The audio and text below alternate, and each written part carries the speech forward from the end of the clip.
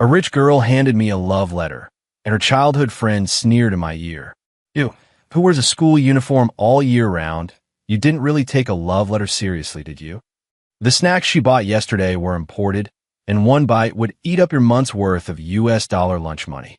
I still believed it a little, until the teddy bear I had carefully prepared was casually thrown to the ground by Sophia. "Ethan, if you hadn't prepared a gift, you could have just told me in advance. No need to fool me with trash." The trash she referred to took me a month to save up for in US dollars. Back home, my raging mother made me understand. Youthful flirtations could never compare to family. Later, I moved to a new city to treat my mother. 5 years passed, but I never expected that Sophia still couldn't forget me. During the afternoon break, class heartthrob Dylan was celebrating Sophia's birthday in class. He opened a locker in the hallway with people in tow without my permission. When I came back, the contents of the locker were scattered all over the floor, especially the teddy bear I'd saved up for a month to buy for Sophia. Its stuffing had been trampled out. Dylan waved at me enthusiastically. "Ethan, it's Sophia's birthday. You surely prepared a very special gift." A hint of expectation appeared in Sophia's eyes. Dylan was Sophia's childhood playmate, the brother who grew up with her. In Sophia's words, Dylan was a shield, someone who wouldn't be suspected by teachers or parents. But I couldn't join their conversation at all, like a perfectly normal mute. "Why aren't you saying anything? Are you embarrassed to take it out in front of everyone? We can wait and bring it up later." I knew he was targeting me. The higher Sophia's expectations, the more cheap my gift seemed. All the classmates' gazes converged on me. I clenched my fists. Sophia stared at my awkwardness and kicked away the annoying teddy bear. "Ethan, if you didn't prepare a gift, just say so. I don't really care that much." My lack of response was taken as agreement with her words. Sophia forced a smile while Dylan took a neatly wrapped gift out of his bag. "Sophia, I bought you the authentic teddy bear you've been raving about all last month. You like it, right?" Dylan didn't glance at me, invisibly shattering my pride. "Thank you, Dylan." Sophia's eyes glistened with tears. After she accepted happily, she commented offhandedly, "You have more conscience than some people." The riddle-like words were nonetheless obvious. My classmates looked at me with extra mockery, every sentence lodged in my chest, making it hard to breathe. "Ah, Sophia says the class monitor has no conscience." Sophia's father is the head of the Taylor family business, a successful businessman, and he treats Ethan so well, yet he didn't even buy him a single gift. The whole class knows her birthday. How could the class monitor not know? I guess he's just stingy with spending dollars, used to taking advantage of others. Dylan and Sophia are a proper match of comparable family backgrounds. Ethan's family is not well off, and I heard his mother is ill. Suspicious words were like spears, each one striking my heart precisely, painful and intense. Just because of Sophia's words, my classmates labeled me as a heartless person. Afraid the teacher would come, the students cleared a pile of trash off the floor. The atmosphere had a strangely harmonious feel. Sophia kicked the teddy bear into the basket. I stood frozen, not knowing what to do. Sophia took the initiative to start a conversation with Dylan. Their occasional laughter grated on my nerves. Was she punishing me by ignoring me? I looked up at the time and happened to meet Sophia's eyes. Those eyes revealed contempt without any attempt to hide it. I stood frozen in place, my classmates stifling laughs as they passed by me. Dylan walked past and whispered in my ear, "All the classmates know the gift you prepared is a bootleg bear. Do you think Sophia wouldn't know?" His trick was childish but effective, and my expression darkened. Dylan took the opportunity to clap his hands. "Right. Isn't our parents' meeting coming up soon? The class monitor should set an example for us and have their parent come to the meeting. Otherwise, why should anyone respect them?" I looked at him coldly. What necessary connection is there between the class monitor and having their parent host a parents' meeting? Let's vote by raising hands. Have the class monitor's mom run the parents' meeting. Doesn't everyone want to emulate the monitor? Let's see what kind of outstanding mother it takes to raise such an excellent student. Dylan steered the topic. "Dylan is right. Class monitor, call mom over. We want to see Annie too." My finger turned white where I pinched it. Mom is my bottom line. Dylan looked down on me, rubbing salt into my wound. My voice trembled slightly. My mom can't come, and she won't be able to come. But Dylan wouldn't let it go. He stroked his chin and pretended to think. My mom's so busy she still managed to come.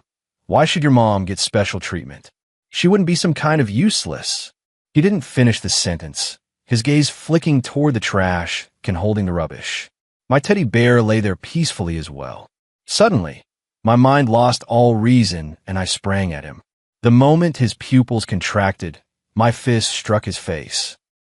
Because I had thrown the punch with too much force, we both almost lost our balance at the same time. After falling to the ground, I still kept pounding him with punch after punch. The classmates separated the two of us. Dylan, struggling to keep himself calm, hurled abuse at me. Your mother is crazy, and so are you. I panted heavily, glaring at him fiercely. I stumbled a few steps and was about to lunge at him again. Ethan, you're going too far. My strength instantly failed, and I stared at Sophia in complete shock.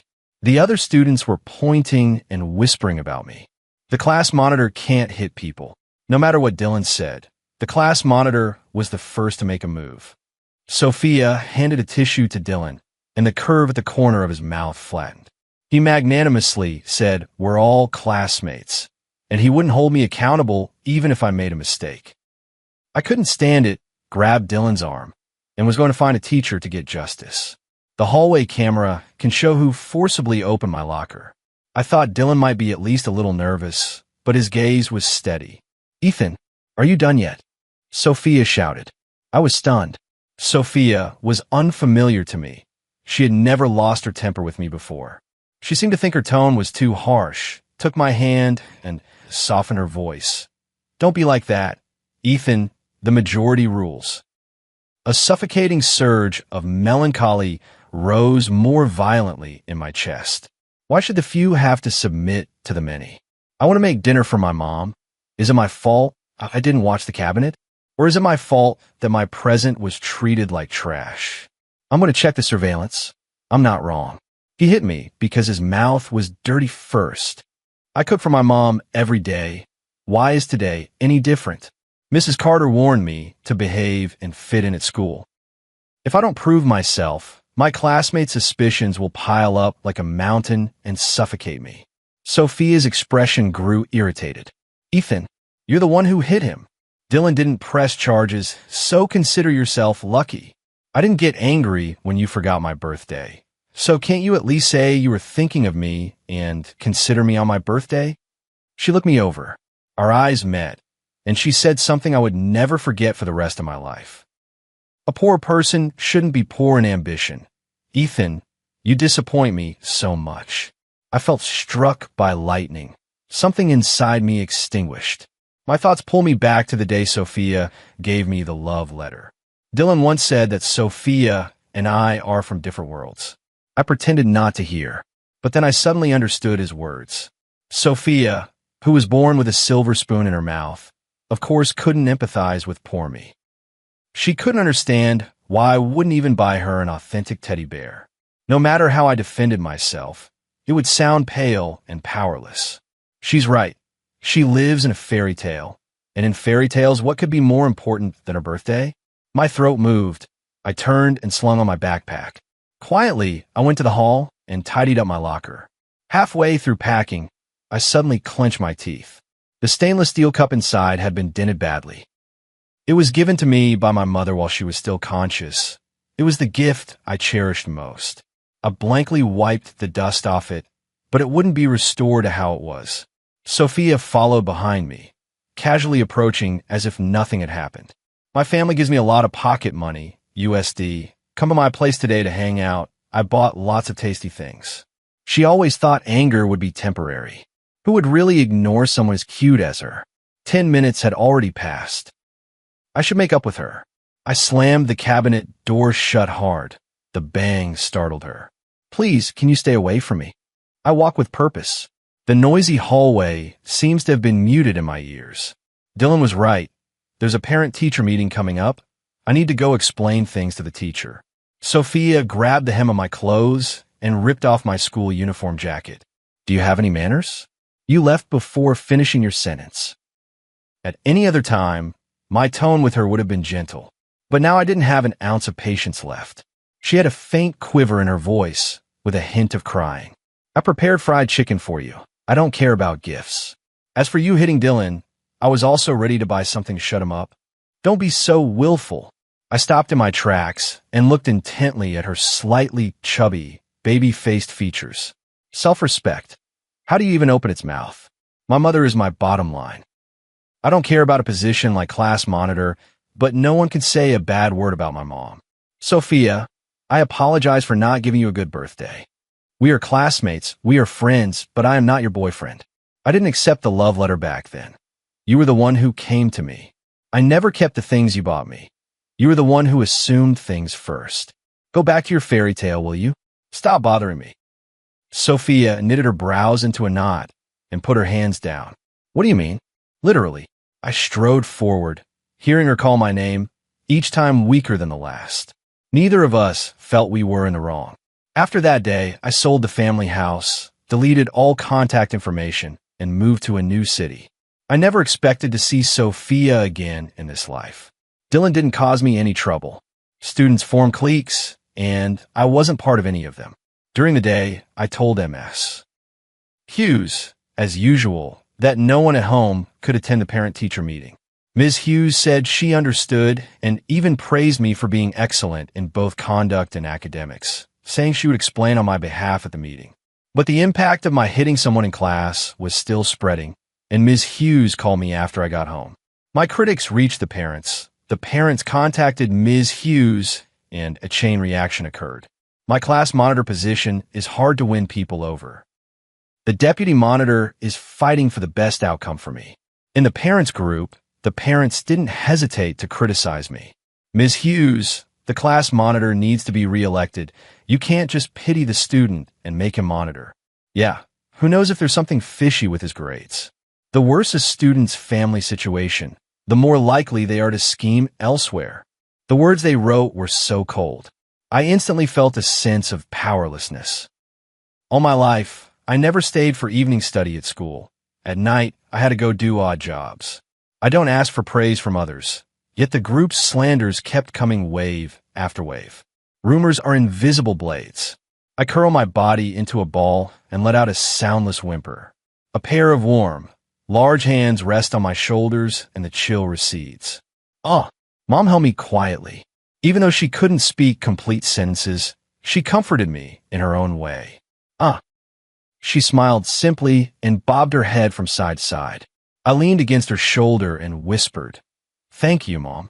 My discontent evaporated as well. My mom wasn't born crazy. When I was 10, my dad had a car accident and blood stained the scene. My mother was in the car at the time. The two of them were very affectionate. My father shielded my mother. To this day, reason tells me that my father couldn't protect my mother. She was just lucky.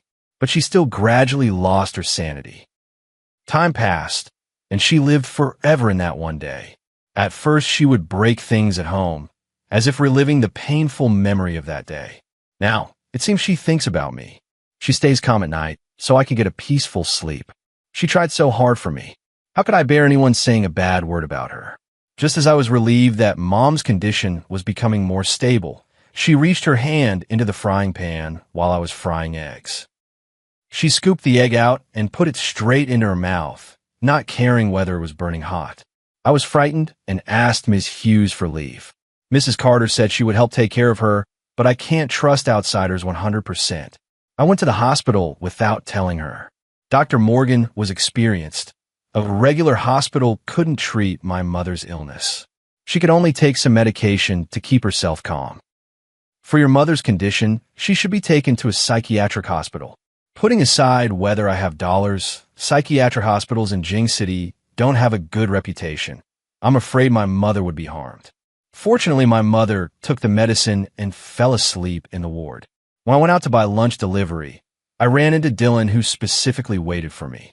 He saw me leaving the hospital, and I was afraid he would go back to school and spread rumors. I decisively grabbed his collar and questioned him. He has met my mother. But at the time my mom came with me to buy groceries, I thought the produce wasn't fresh, so I asked the shopkeeper to swap it for another. That day Sophia, unusually, walked home with Dylan. She saw it too. I didn't dare go out and watch Sophia from behind the shed. Dylan pointed at my mom and warned Sophia, "Stay away from people like that who are mentally ill. You might catch it." Sophia's beautiful eyes showed puzzlement. After watching for a moment, she asked in confusion, "Mental illness is not contagious." Dylan said disdainfully, "People like her, their children will have problems too." How to put it? Chickens come home to roost. My mom saw the matching school uniforms and even waved to the two of them. Sophia couldn't help but move away. "You're right." My mom's smile froze, as if she were wondering what she had done wrong. I didn't speak to Sophia for the rest of the week. I blinked, frowned, and asked Dylan, "What are you doing here?" Trying to save face. Dylan forced a smile and said, "You're overthinking it. I heard Annie's condition has worsened. The hospital can't cure her, right?" I scanned my surroundings warily, afraid a group might suddenly jump out and attack me. If that happened, I wouldn't be able to go back and take care of my mom. "None of your business?" Dylan said hypocritically, "Who in school doesn't know that the three of us are good friends? If Annie has any trouble, tell me. I'll help you figure something out." As he spoke, he handed me a piece of paper with a phone number and an address on it. "What do you mean by that?" "I don't think he'll be kind. Aunt's illness needs to be treated at a specialized facility. I happen to know a fairly authoritative psychiatrist. Their hospital has an effective special medicine. If you go there, Aunt will surely recover quickly. Unfortunately, it's quite far from our city. You'll need to make up your mind."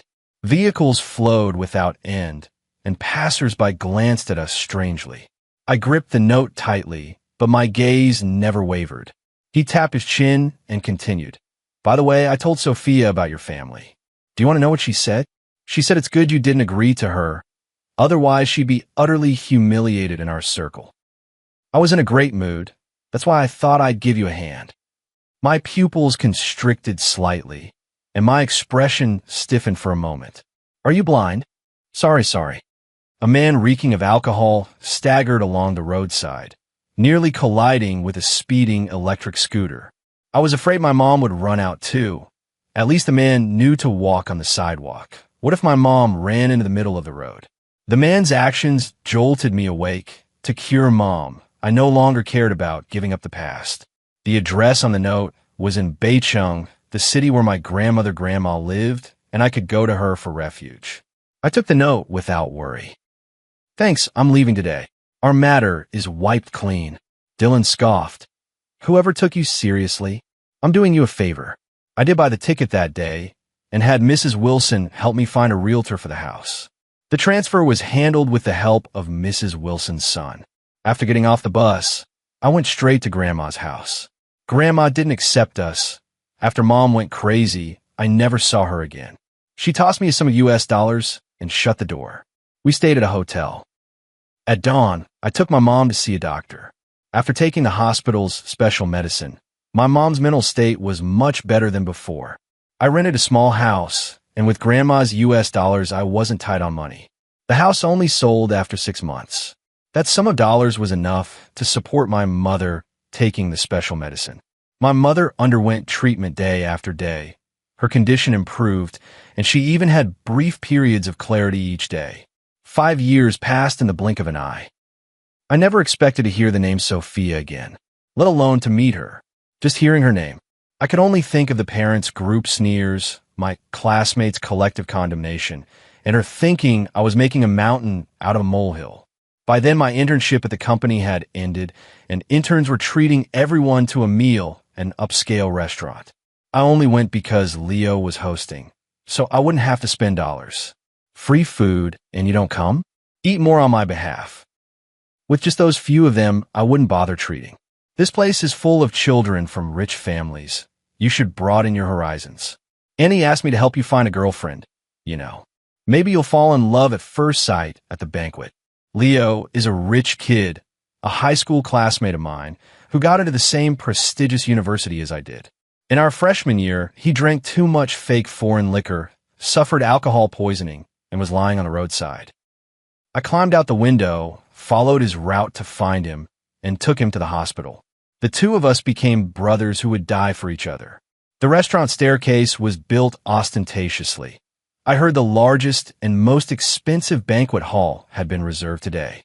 None of this had anything to do with me. Just like Leo said, getting a good meal for free is a pretty good deal. After eating, we walked outside. Many well-dressed men and women also came down from upstairs.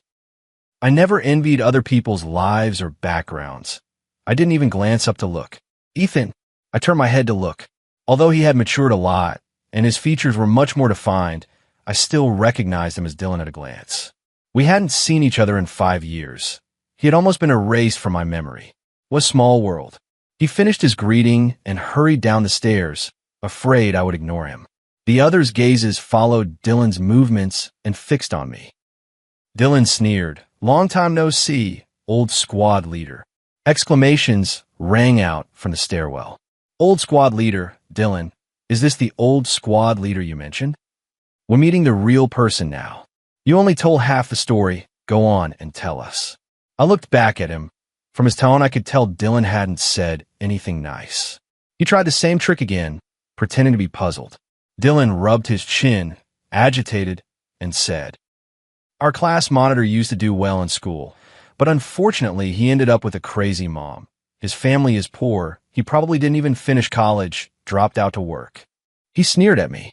Mrs. Wilson's son helped me with the withdrawal and used his connections to get me into the new school. Dylan thought it was normal that I hadn't gone to university. He wanted the embarrassed version of me from 5 years ago to reappear, and the scrutinizing looks from those around naturally arrived as expected. I was unhurried, which instead made him a bit anxious. Dylan kept glancing up the stairs from time to time. I suppose he only wanted to see me flee with my tail between my legs. Leo snapped and shoved Dylan. "Who the hell do you think you are, spouting crap the moment you open your mouth?" Dylan's expression tightened. "I'm just speaking the truth." Leo jeered. "Fine, you lot all decked out in gold and silver, using grades to talk down to people, huh? My brother and I graduated from a well-known university. The ones who studied abroad, shut up. Let me see what qualifications you lot have." Dylan's face flushed bright red. "You're lying. When would you have time to study?" Leo shrugged. "Don't believe me? Check the degree verification platform. You'll see you're a poor student. Where do you get off looking down on Ethan?" The group of rich kids on the stairs fell silent. Under the grilling, Dylan looked somewhat flustered. I smiled more brightly. "Still talking nonsense, huh?" Dylan's face was so sullen it looked like it could drip water. "If my mom is ill, it won't embarrass me. I can say it openly. Being poor isn't a crime. Did I eat your family's rice? You seem to have quite a reputation. 5 years ago, your childish behavior." I leaned toward his ear. "Want to spell it out for you?" He sucked in a cold breath. Dylan didn't dare speak, but I regretted wasting my time with him. The girl, dressed like a princess, arrived tardily. She lifted her skirt, exuding elegance. Dylan looked even worse than if he were crying. I turned my head as the sound of high heels clicked closer to me. "Let's go." Leo uttered an "oh" and followed in my footsteps. "Ethan." I paused briefly, then walked on, until someone hugged me from behind and then let go. "Ethan, today is my birthday. Let's go sing." "No need." My palm felt warm as Sophia took my hand. She calmed a bit and said evenly, "Ethan, you owe me an apology." "Let go." I answered without emotion, and she instinctively released her grip. "No." Leo's gaze darted back and forth between Sophia and me. "Buddy, what's going on with you?" Sophia ran up to me and softened her tone. "Ethan, it's going to rain soon. Let me walk you back." The sky was clear without a cloud, the sun blazing like fire. The excuse was a bit lame. Leo awkwardly stepped back a few paces. "You two talk." A few luxury cars were parked at the entrance, mostly sports cars. Sophia pointed at a Cullinan. "Driver Mr. Garcia is in the car. He could give you a ride on the way." I shook my head. "I have my own car." Sophia now stood graceful and tall, her dark hair like a waterfall, her fair little face serene and lovely. The gap between us had long since become a chasm. Just the dazzling clothes she wore were enough to make me hesitate. I walked to my Volkswagen, and as soon as I opened the door, she shut it. Sophia kept her head down and didn't let go of the handle. Her stubborn behavior didn't fit her identity. To be honest, I don't understand. A girl who insists I apologize at school, who enjoys the flattery of those around her, wants to declare in front of all these people that she doesn't want me to leave. Both of our hands are on the car door. Neither of us lets go. Sadly, the seeing other boys' envy only fills me with disgust. Let go. I yanked open the car door, and she recoiled in fright. A beat-up used car needs to be warmed up first. Sophia tapped the car window, mustering up the courage to speak. Ethan, you're my boyfriend. Boyfriend. The balance between romantic love and familial love was tipped long ago. Over all these years, it never returned to the scale. I rolled down the car window and looked her straight in the eye. Sophia, I never agreed to you back at school. In case you think my refusal wasn't blunt enough, I could say it 10,000 more times. Sophia's face went pale. She bit her lip in unwillingness. Dylan hurried over and stood in front of the car window. Sophia, your mother called me and told you to come home immediately. Sophia looked at me in a daze.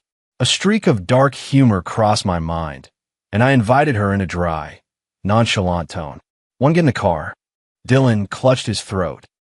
Even with his back to me, his nervousness was plainly visible. Sophia stared at the passenger seat. She probably didn't even notice. In my own eyes, an unavoidable look of disdain was revealed. Just like back then. She hesitated, and a faint coolness came over my face. "Leo, get in the car." The car drove off in a long arc. Sophia remained unmoved. After 10 minutes on the road, Leo for once asked about my gossip. "Bro, no wonder you don't find a partner. You've already been with those rich heiresses? You're really not being fair." Leo misunderstood. He thought I was secretly in a relationship. "No, she's not my girlfriend." "Then what is your relationship?" "None of your business." "What the hell?" Leo saw I looked upset and unusually kept silent. He changed the subject. "Is that pretty boy not getting along with you? I'll find a way to deal with him later." I knew he was teasing me and replied jokingly, "Come on, you forgot last time you showed off. I was the one who drove to pick you up." "Then I'm not intervening. Today I stood up for you, so you owe me a meal at your place. And he's cooking his way better than my mom's." I knew he was trying to comfort me and smiled without saying anything. After dropping him off, I drove back to the shabby open-plan residential complex. I drove toward the public parking lot. The usually empty lot was filled with cars. The most conspicuous spot, the Cullinan I had just seen, was parked right there. The wind picked up.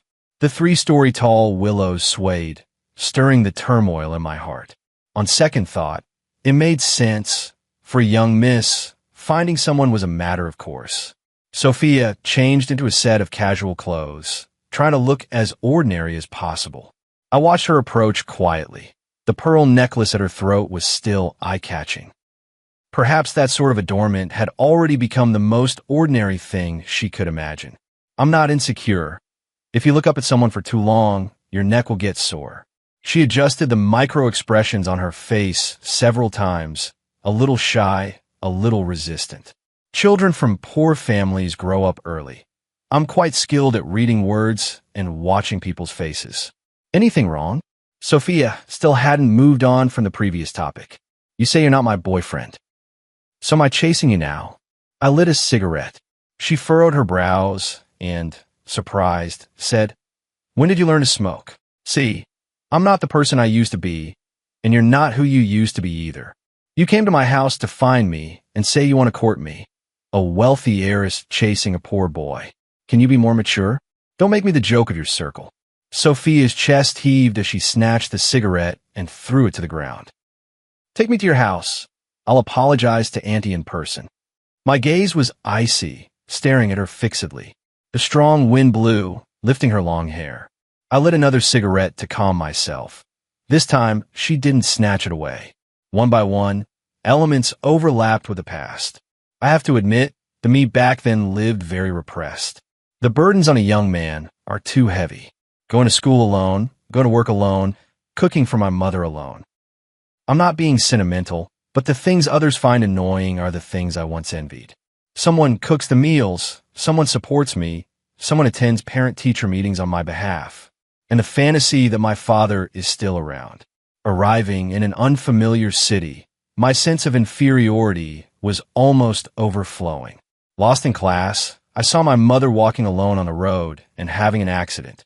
I dreamed that Sophia said we were good friends, that she was the best person for me.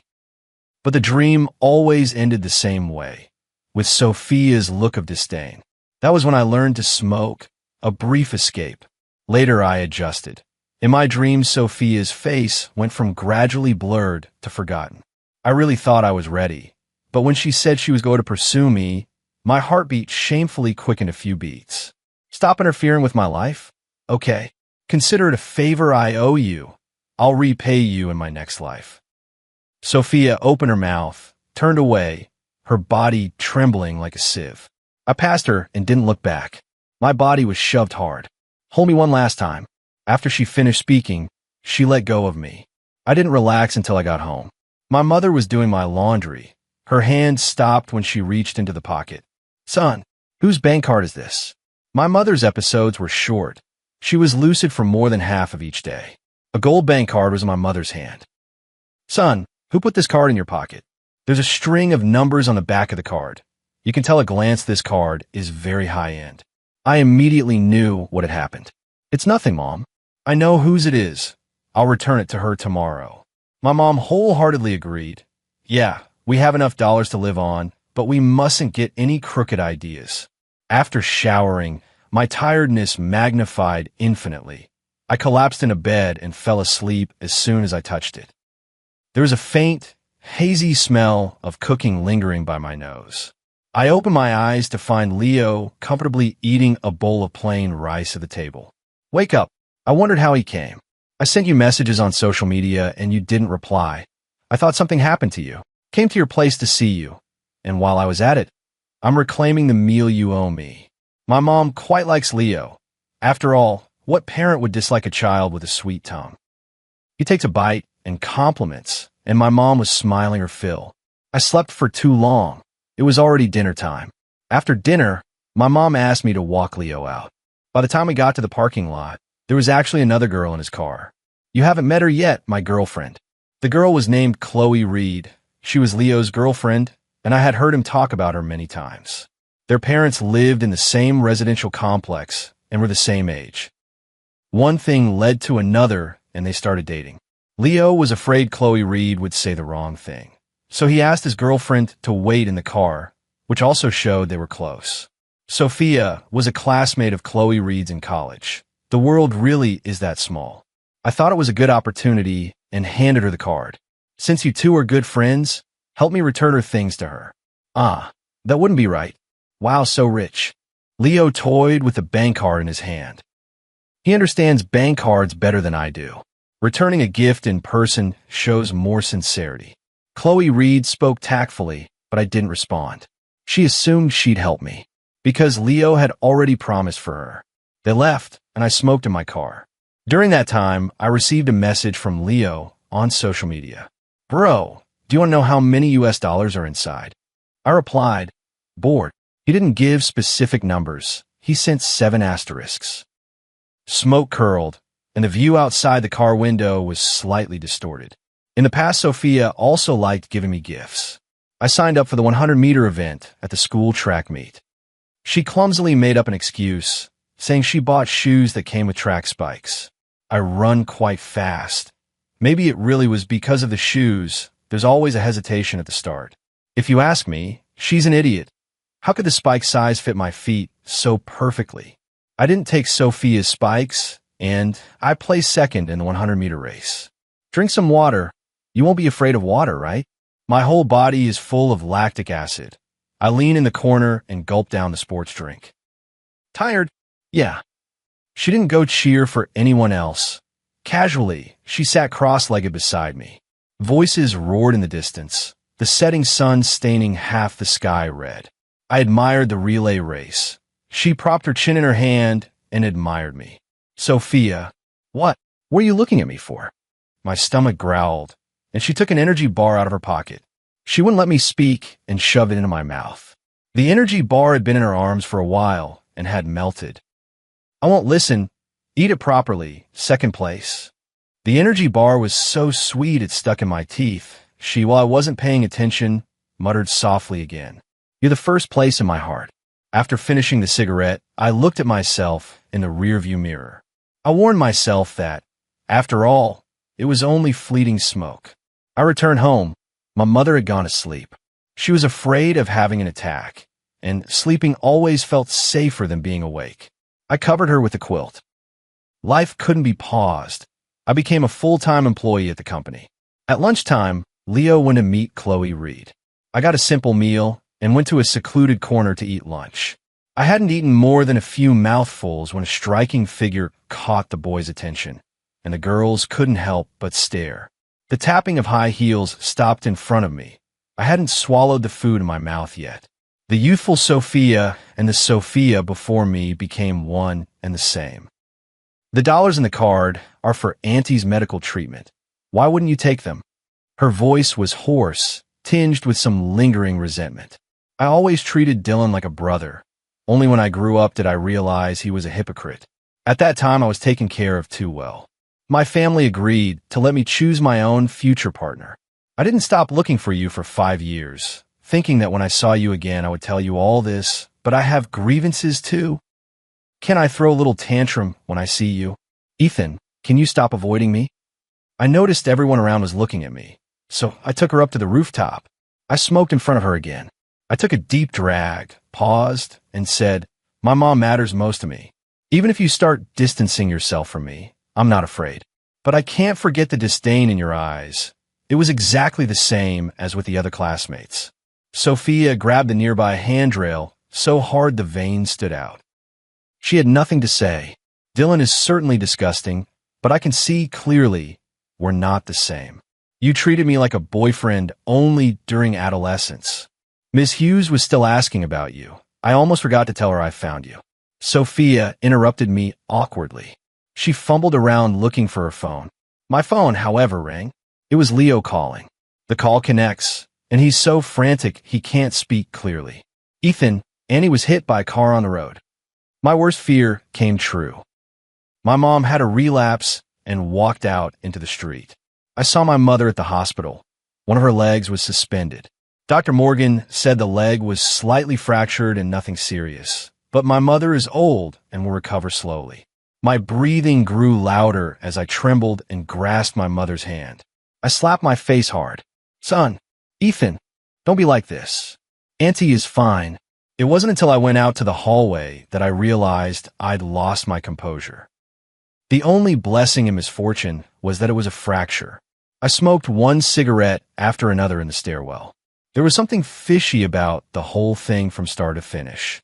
My mom said a car had accidentally lost control and headed straight toward her.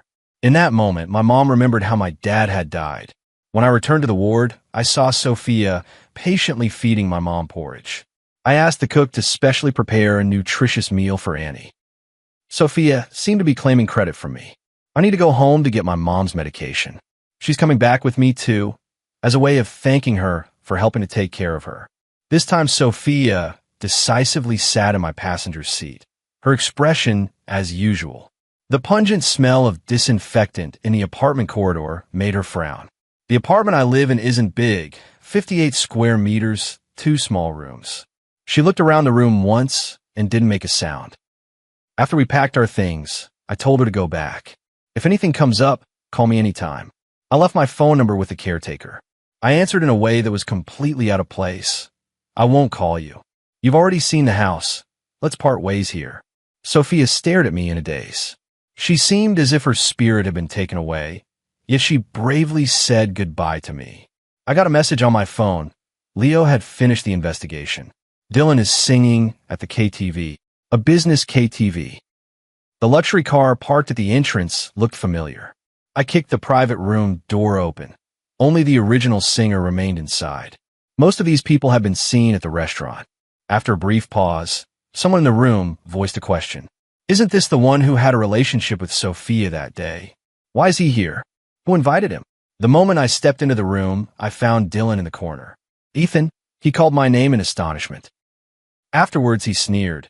And he can't even walk, and you still have the heart to come sing. I casually picked up an empty bottle and smashed it. Terror covered his eyes. What the hell are you trying to do, you maniac? I punched him in the nose and laughed recklessly. I'm a maniac. Didn't you already know that? You mess with my mom. You force me to go crazy. I'll risk my life with you. His refined demeanor could no longer hold. The glass bottle was pressed against his clothes. When the people in the karaoke hall saw I had a weapon, none of them were foolish enough to try to be brave. I slapped him repeatedly, reducing his pride to nothing. You were always petty in school, stopping on my gifts until they were ruined and telling classmates my mother was crazy. I can endure my own grievances. He wasn't a match for me before, and he's even less so now. I grabbed his collar and dragged him along the ground by it. Dylan, I nearly snarled, extreme thoughts leaping through my mind. My mom has suffered too much. She can't take any harm. Push me any further, and it'll be one life for one life. Dylan nodded like chopping garlic in fright. Everything that happened today would be etched into his mind forever like bone-eating maggots. I was a bit skeptical at first, but he didn't offer a single rebuttal. Back then, I don't know how he discovered my mother's condition. 5 years later, Dylan showed up, and my mother almost lost her life. When Leo told me Dylan had appeared nearby, I felt certain inside. The rich kids from the same circle looked down on Dylan. They probably also despised such foul tactics. Who would have thought Dylan acted proper in public, but was filthy behind people's backs? Dylan often belittled the class monitor. It wasn't that the monitor was afraid and transferred schools. It was for leading and encouraging classmates back then. Still not letting him go after 5 years. That's murder.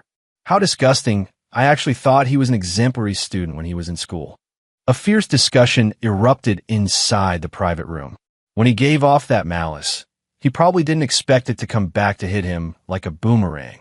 I set down the wine bottle, and the wealthy sons in the private room looked at me with added admiration. Dylan covered his ears like someone stealing a bell, unwilling to face the truth. I stepped out of the private room. Someone quietly said a word behind me. Cheer up. Stepping out of the private room, my ears felt much clearer. I went straight to the hospital and bought dinner for my mom. I entered the ward and stood there dumbfounded for a few seconds. Sophia was chatting with my mom. My mom excitedly waved at me, as if she wanted to play matchmaker. Sophia's entire outfit of street market goods seemed to be going along with it. You should thank her. This isn't the first time Sophia has helped us. Doctors cure patients by borrowing other people's light. You're both being muddle-headed. Why didn't you at least give her your phone number? Sophia smiled and smiled, her expression bitter and puzzled. Who recommended the doctor? Sophia didn't resist sitting in my Volkswagen. The two of us had dinner at a local family-style restaurant. We ordered 2 of my usual, large, and good-value set meals. Sophia ate slowly, at odds with the restaurant. She kept praising how good the food was. No need to pretend. You make me uncomfortable like this. As she ate, her eyes filled with tears. She didn't wipe them, letting them fall. I handed her a napkin. Wipe it, don't cry. I'm not crying. The smoke is so strong it's making me tear up. A 10-second pause. I sighed deeply. Sophia, 5 years is enough to change a lot of things. Your kindness to me comes from an inner sense of guilt. No. Sophia said stubbornly, I'm not a child. I know what it feels like to like someone. I obey my family in everything, except when it comes to marriage. I stood up to them on that. You transferred schools, and I firmly believe we will meet again one day. You don't know that during all the important moments of these 5 years, I imagined you were still here. The day I really saw you, I felt so happy. You really aren't my boyfriend, yet I'm only devoted to you. Never changed. Dylan drove you away. I really don't know. Otherwise, I would never have. A pained expression flashed across Sophia's face. Then, as if suddenly awakened, did Dylan say something to trick you? Make you misunderstand? I paid the bill. Walking to the car, I stretched and asked, Sophia, did you really not know that the gift was prepared by me? You knew all along he was stirring up classmates against me. Wasn't it just that I didn't please you, and you wanted to fan the flames to punish me a bit? Anyway, I'm not actually going to turn on you. Sophia staggered as she walked. Perhaps she understood now that not every mistake can be fixed with an apology. The harm from someone close, forgiving, and enabling you cuts deeper. Sophia didn't speak. She just held my hand. I gently removed her hand and smiled as I asked her, Sophia, I'm an ordinary person. I can't bear your love. I only want to live out my life simply and quietly. Is that okay? Sophia cried until her makeup was ruined, more dazzling than the reddest maple leaves, yet I looked away. She hugged me, holding me so tight I could hardly breathe. Burying her head against my chest, she whispered in a voice like a mosquito. Okay. Sophia vanished without a trace. I went to work to earn dollars. Dylan didn't come to bother me. On Easter, my mom took me back to the old city to visit my father's grave. Son, I'm here to see you. I gave the room to my mom. She cried and laughed for half an hour. The illness was completely gone. On my birthday, a stranger's number sent me a text message. I have a gift for you. I knew it was her, so I didn't reply. Sophia and I really aren't in the same world. I deliberately changed my phone number, and she still managed to contact me. I even switched to an out-of-town number. Was our chance meeting really just an ordinary coincidence? Leo got married years ago and invited me to be his best man. After marrying Chloe Reed, he became especially strict. He even ended up using my mother as an excuse to go out and have fun. Leo told me once while fishing that Dylan didn't mess with me because the Taylor family business could decide the fate of the Parker family. The condition for Sophia to cooperate with the Parker family was to make Dylan unable to inherit the company, to turn him into an outsider. Perhaps it was to vent her anger. Or perhaps it was for me. On Christmas Eve itself, the neighborhood was especially lively. I stayed with my mom to set off the firecrackers, and at the door someone had left a neatly wrapped gift box. Inside was a greeting card that read Happy New Year. There was also a patched-up teddy bear, washed very clean. Son, who gave this? A friend. George, I've got good news and bad news. Which do you want to hear first? I put down my paintbrush and looked at my friend Frank. He stood at the studio door with a mysterious air, his face a mix of nervousness and excitement. Let's start with the bad news. After all, I've gotten used to it these past 3 years. Your painting, Eternity, just sold for a sky-high price. Over $6 million. I frowned. How is that bad news? Frank chuckled. Because it's actually part of the good news. The bad news is, buddy, you might need to see a psychiatrist. What do you mean? A woman who looks exactly like Mary showed up at your art exhibition. I almost thought I was seeing a ghost. The paintbrush slipped from my hand and fell to the floor, splattering paint across the unfinished canvas. Mary, my late wife, died 3 years ago after accidentally falling off a cliff. I watched with my own eyes as her body was pulled from the water. In that moment, my world completely collapsed. Stop joking around, Frank. Why would I lie to you? She even left this. Frank handed me a note with an address and a time written on it. My hand trembled slightly. The handwriting was exactly the same as Mary's. That night, I waited until midnight at the designated cafe. Just as I was about to leave, a familiar figure appeared at the door. Mary? No, it couldn't be her. But every gesture of that woman, from the tips of her hair to her fingertips, was a shadow of Mary. George, it's been a long time. She sat across from me, and the familiar voice nearly made my heart stop. Who are you? I struggled to remain calm. I'm Mary, your wife. She smiled and reached out her hand. There was a scar on her palm, the mark Mary got when she accidentally cut herself on glass at 15. Impossible. Mary is already dead. She laughed softly. That was just an accident. I fell off the cliff and was saved by a reclusive old doctor. I lost my memory from the injuries and only recently remembered everything. As she spoke, tears began to fall with an expression I knew all too well, the look Mary wore whenever she felt wronged. I know it's hard to believe, but I really am Mary. I couldn't believe my eyes. The shade of lipstick Mary loved most, the faint little mole beneath her left ear, the unconscious habit of rubbing her ring while speaking. Everything was so familiar. You? Are you really Mary? She nodded and took a small box out of her bag. This is the proof. Inside the box was the first piece of jewelry Mary ever designed. A sapphire ring, the only one of its kind, never mass-produced. I brought it with me that day because I wanted to surprise you. I suddenly stood up and pulled her into my arms. 3 years of longing surged over me like a tide. I held her tightly, afraid that if I let go, she would disappear again. On the way home, she told me about her experiences over the past 3 years. She was rescued by an old doctor in the mountains, lost her memory due to a severe head injury, and lived in a remote mountain village for more than 2 years. It wasn't until she happened to see a poster for my art exhibition that her memory gradually returned. The next day, I took her to see Frank. "Oh my God, it really is you, Mary." Frank stared in astonishment, eyes wide. "Frank, it's been a long time." She greeted him with a smile, exactly as I remembered. Frank pulled me aside and whispered, "Man, this is unbelievable, but I really believe it's her. Who else but Mary could call me by my childhood nickname so accurately? That was something only the two of you knew." A week later, Mary officially returned. We held a small welcome party for her. Her mother was so overwhelmed that she fainted, and when she woke up, she clung to her daughter and refused to let go. But that night, I noticed the first sign that something was off. Mary never ate mangoes because she was severely allergic. Yet the returned Mary absent-mindedly tasted a mango dessert and was perfectly fine. "Aren't you allergic to mangoes?" I asked.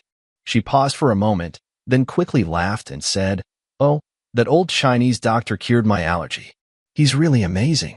I nodded, but in my heart, I marked the first question mark. Is this really my wife? A month passed quickly, and Mary blended perfectly into our lives. She knew the location of every item in the house, remembered our shared memories, and could even accurately name friends we hadn't contacted in years. But those subtle feelings of discord kept growing. For example, the real Mary liked to listen to classical music, especially Debussy, while designing jewelry. But she would always unconsciously hum along to pop songs.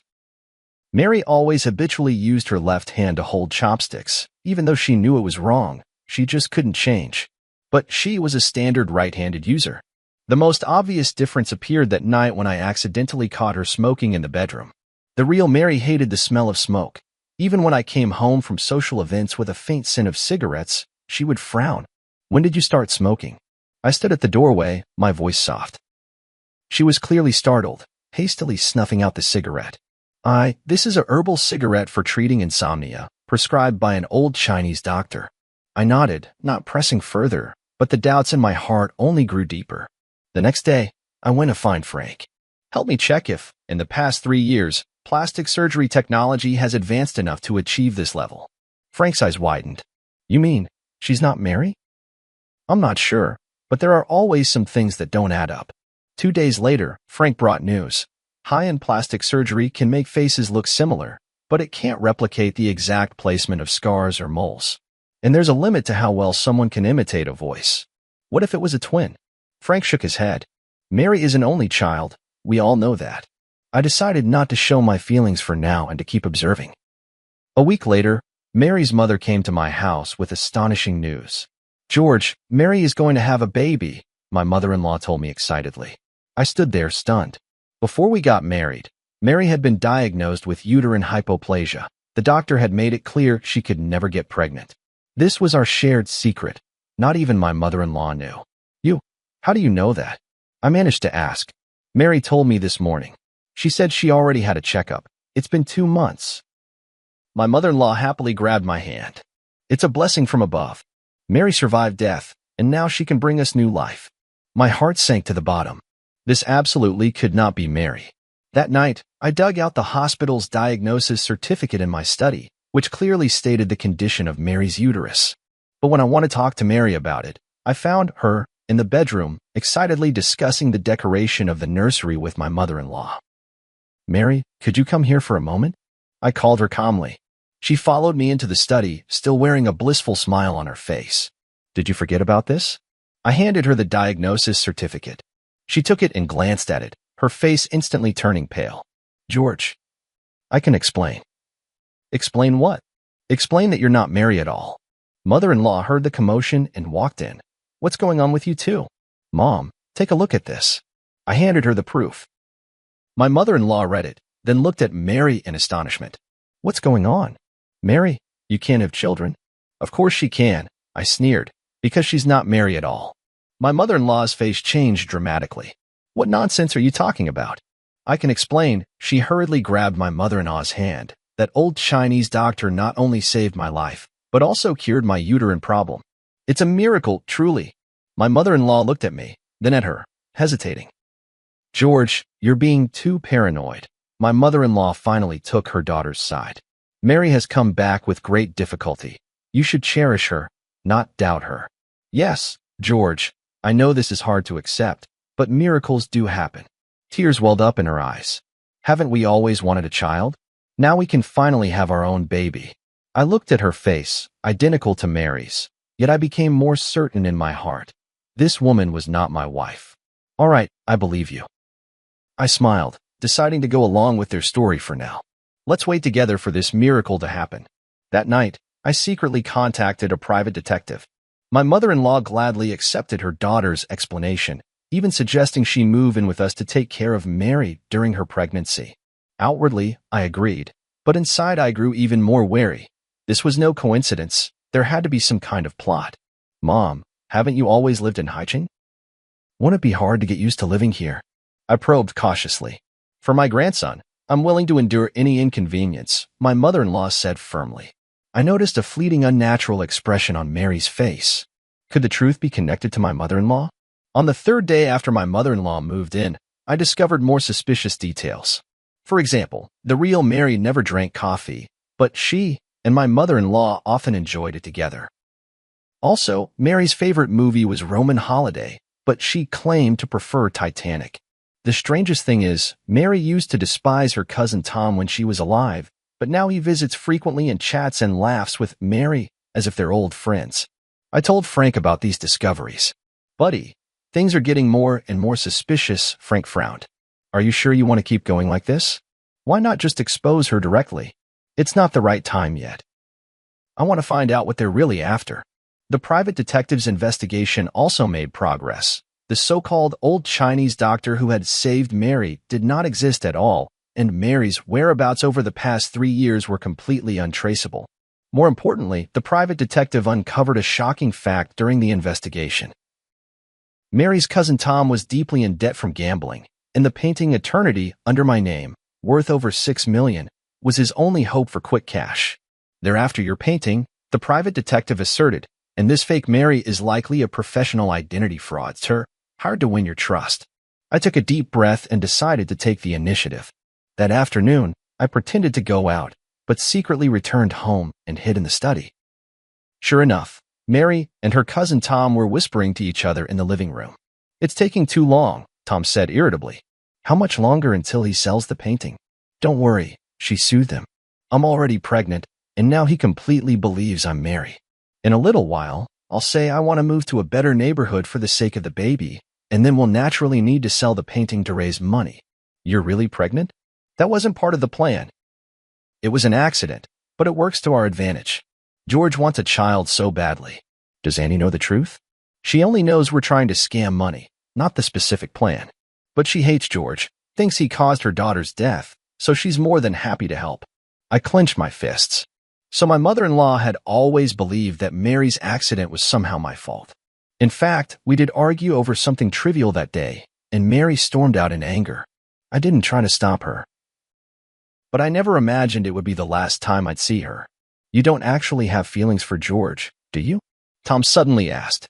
She was silent for a moment. It's just part of the job.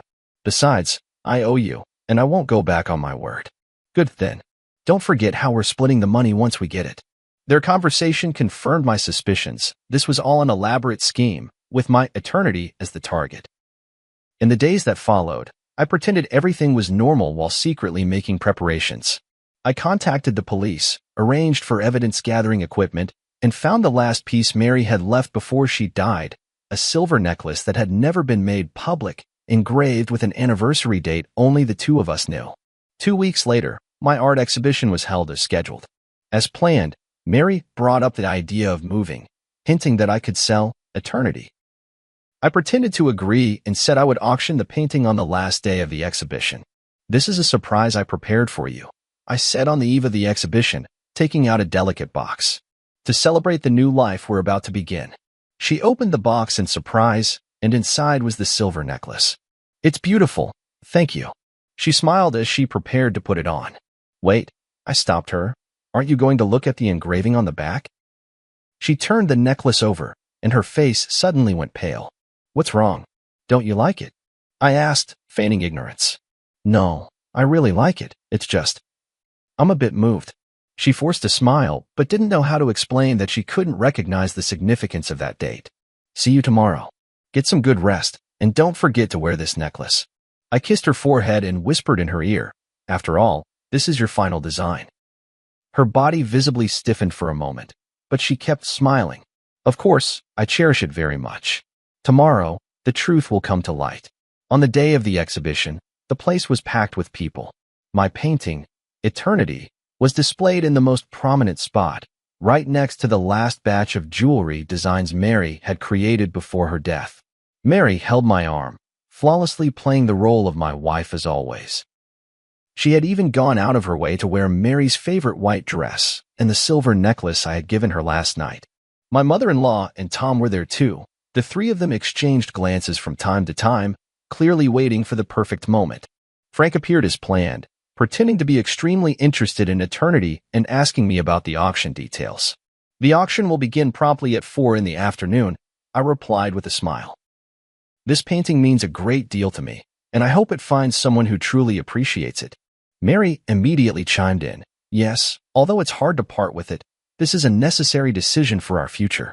I noticed she glanced at Tom, who gave a barely perceptible nod. At 3:30 in the afternoon, the projector in the center of the exhibition hall lit up. This was the special segment I had arranged.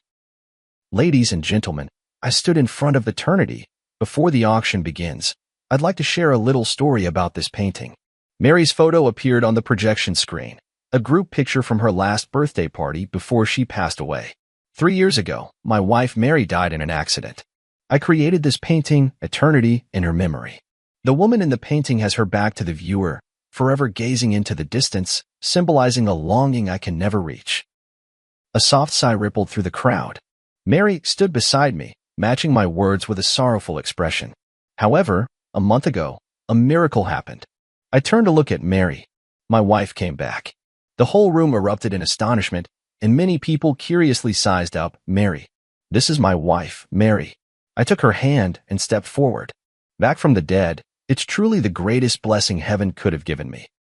She smiled and nodded to everyone, while my mother-in-law and Tom stood by with smug expressions. However, my tone suddenly shifted. Amidst my joy, a question arose. Is she really Mary? The entire room fell silent. Mary's hand trembled slightly in my palm. So, I did some investigating. The projector switched to a set of comparison photos. On the left was the real Mary. On the right was a photo of her. They look exactly the same, don't they? But I clicked the remote, and the photo was enlarged, the details highlighted. The position of the piercing on the left ear was slightly different, the arch of the eyebrows subtly varied, and the fine lines at the corners of the eyes ran in different directions. These are details that even professional plastic surgery cannot fully replicate. Mary tried to pull her hand away, but I held on tightly. My mother-in-law and Tom also began to grow anxious, glancing toward the exit. More importantly, the real Mary has a feature that cannot be copied. I turned to Mary. The necklace I gave you last night has a date engraved on the back. Can you tell everyone what that date is? She opened her mouth, but no words came out. That was the due date of our first child, the one we lost. I spoke softly, my voice trembling with emotion. Mary designed this necklace to commemorate the baby we never got to meet. The date was our secret, only Mary and I knew. The room fell utterly silent. Mary turned deathly pale, my mother-in-law's eyes widened, and Tom had already started edging toward the door. What surprised me even more, I continued, was that the real Mary could never get pregnant due to an underdeveloped uterus. Yet this, Mary claims she's already 2 months along. I let go of her hand and took a step back. So, who are you really? A flicker of despair flashed in Mary's eyes, but she quickly regained her composure. I am Mary, it's just that old Chinese doctor. The non-existent old Chinese doctor, right? I sneered. Just like the non-existent amnesia, the non-existent miraculous recovery. I turned toward the projection screen. Let's see the truth. The screen played the secretly recorded video of her conversation with Tom, their discussion on how to swindle eternity, clearly audible. This isn't. She tried to explain, but my mother-in-law had already rushed forward. Who are you really? My mother-in-law screamed. You're not my daughter? Auntie, stop pretending, I said calmly. You know she's not Mary. You just wanted to get back at me, didn't you? My mother-in-law's face turned pale. I didn't know she was going to impersonate Mary. Tom just said he needed help to scam some money. Police. Don't move. Several plainclothes officers emerged from the crowd, blocking Tom as he tried to escape. Amid the chaos, Mary took the opportunity to shove me aside and run toward the exit. I chased after her and caught up in the parking lot. Tell me, who are you really? She finally stopped, turned to face me, tears welling in her eyes. My name is Luna. I'm an actress. Tom found me and said if I helped trick you out of a painting, he'd give me $1 million. I needed the money for my sister's medical treatment. Why did they choose me? Why Mary? She shook her head. I don't know. They gave me a lot of information, photos, videos, even your chat logs. I was just following the script. The police arrived and took her away. I stood where I was, gazing at the distant sky, my heart a tumult of emotions. Back in the exhibition hall, the crowd had already dispersed, leaving only Frank and a few police officers. It's all been cleared up, Frank walked over. Tom owed money to loan sharks and was desperate. Your mother-in-law always resented you for not saving Mary, so she helped them plan the whole thing. I walked up to eternity, gently caressing the back of the woman in the painting. Mary, I can finally give you an answer. The police left with the evidence. Frank patted me on the shoulder. What do you plan to do next? I took a deep breath. Prepare for the final painting. What will it be called? The Pursuit, I said softly. This time, I'll paint her face, not just her back. After the case was solved, my life seemed to return to where it was 3 years ago. Eternity was temporarily held by the court as crucial evidence. Tom and Luna were arrested for fraud, and my mother-in-law was investigated as an accomplice. The prosecution wants you to testify in court, the officer called to inform me. The trial is scheduled for early next month. I agreed, though I was utterly exhausted inside. After exposing the deception, I thought I would feel the thrill of revenge, but what I felt instead was a profound emptiness. Those days spent with Mary that month had allowed me to feel a trace of warmth in life again, even if that warmth was born of lies. Frank often came to see me, worried I might fall into despair once more. I told him not to worry, that I was working on a new piece, The Pursuit. Are you really going to paint Mary's face from the front? Frank asked curiously. For the past 3 years, you've always refused to do that. It's time, I replied. We can't live in the past forever. I moved out of the apartment I had shared with Mary and returned to the old house in the suburbs, the place where the real Mary and I had first made our home. The dust-laden memories in the house brought me both pain and comfort. Mary's studio remained just as she had left it, design sketches scattered across the table, unfinished jewelry drafts pinned to the drawing board. One afternoon, while sorting through Mary's belongings, I discovered an encrypted external hard drive. After several attempts, I finally unlocked it using our wedding anniversary as the password. Inside were backups of Mary's design works, along with some personal photos and videos. One folder in particular caught my attention. Inside a folder named Plan was a series of jewelry design sketches, labeled George's Birthday Special Project. It was then I remembered that, in the months before Mary passed away, she often spoke mysteriously about giving me an unparalleled birthday surprise. Leafing through these design drafts, I couldn't help but be moved to tears. Mary had planned to design a jewelry collection inspired by my paintings over the years, with each piece corresponding to a representative work from my artistic career. The last page was a sketch of a ring, with a dark red stone set in the center, its edges adorned with tiny diamonds, closely resembling the sunrise in my early work, Dawn. This is blood amber? I examined the notes carefully, confirming the name of this rare gemstone. Mary's designs had always been bold, but blood amber is extremely rare in the Chinese market, almost impossible to acquire. How did she obtain such a material? As I continued searching, I found a series of email correspondence screenshots. Mary had actually contacted a gemstone dealer in Myanmar, commissioning the blood amber specifically for this ring. The last email showed that the gem had already been shipped, but the date was exactly 1 week before Mary's death. I immediately called Frank, Help me check if there was a package sent from Myanmar 3 years ago, addressed to Mary. 2 days later, Frank brought news. The package did exist, but since no one signed for it, it was returned. However, according to the shipping records, it was resent a month ago, this time addressed to you. What? I was completely confused. I haven't received any package. Check your old apartment? Frank suggested. Back at my old apartment, the manager told me there was indeed a package, but it had been signed for by Mary. She said it was a surprise for you, so she didn't notify you, the manager explained. This meant Luna had taken the blood amber. I rushed to the detention center and requested to see Luna. Separated by glass, she looked much more haggard than the last time we met, but still wore that face so similar to Mary's. What are you doing here? She asked coldly. A month ago, you signed for a package from Myanmar. There was a blood amber inside. I want to know where it is. She looked surprised. How did you know? Tom asked me to sign for it. He said it was some precious gem. He took it. My heart sank. Tom was deep in gambling debt. A precious blood amber would be a windfall for him. He had probably sold it long ago. That blood amber is very important to me, I said softly. It was the last gift my wife left me. Luna was silent for a moment, then suddenly said, maybe it's not that bad. Tom said the stone has flaws, its value is greatly reduced, and he hasn't found a suitable buyer yet. Hope was rekindled. If Tom hadn't sold the blood amber yet, maybe there was still a chance to get it back. Do you know where he might hide it? Luna hesitated for a moment. He has a safe deposit box in a self-storage facility on the east side of the city. After getting the address, I immediately contacted the officer in charge of the case and explained the situation.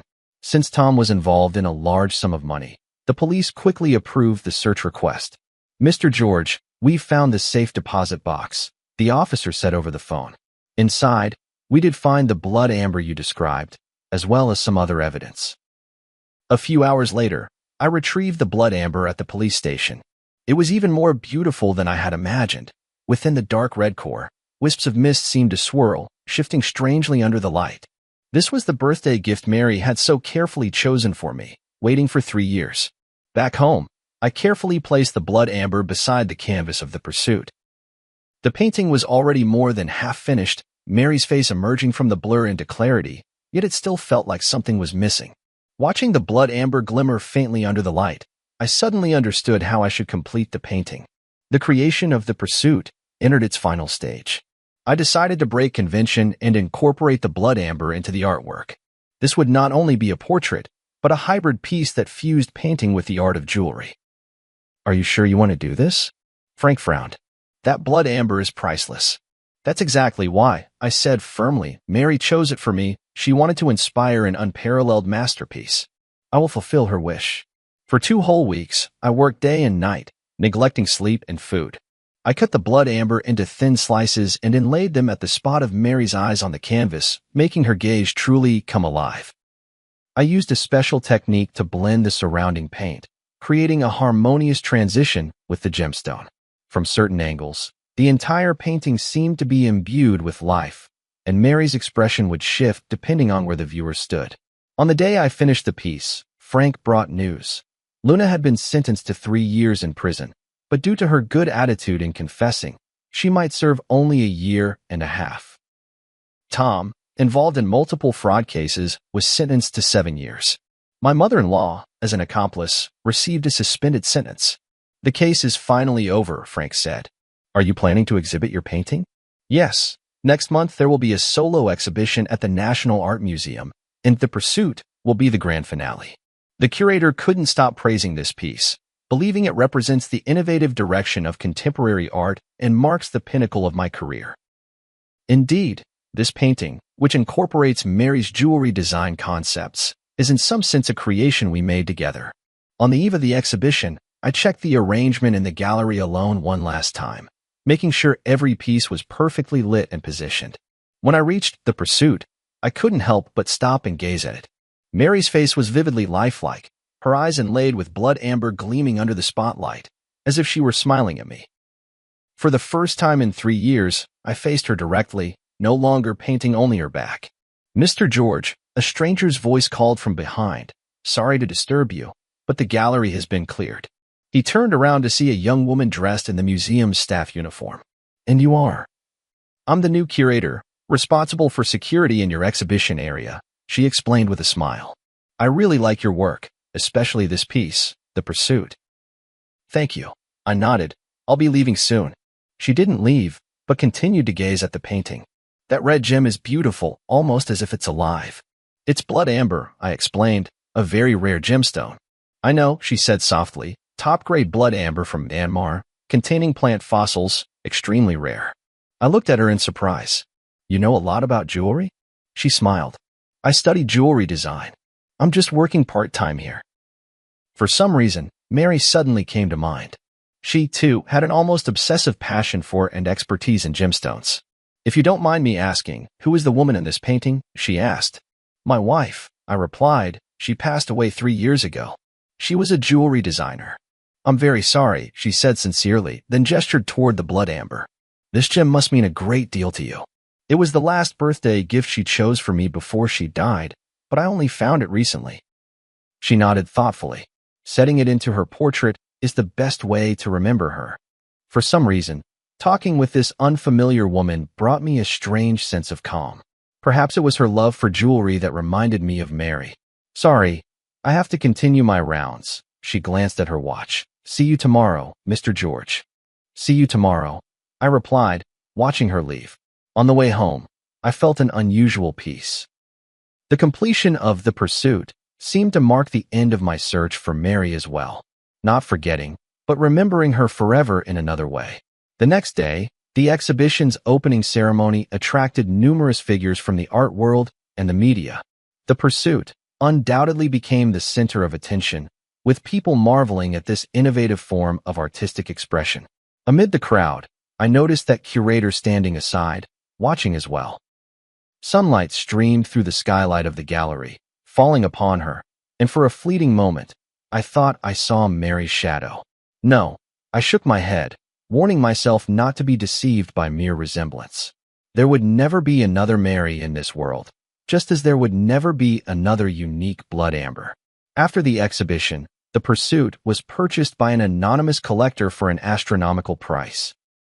I donated all the proceeds to a foundation supporting students in jewelry design, establishing a scholarship in Mary's name.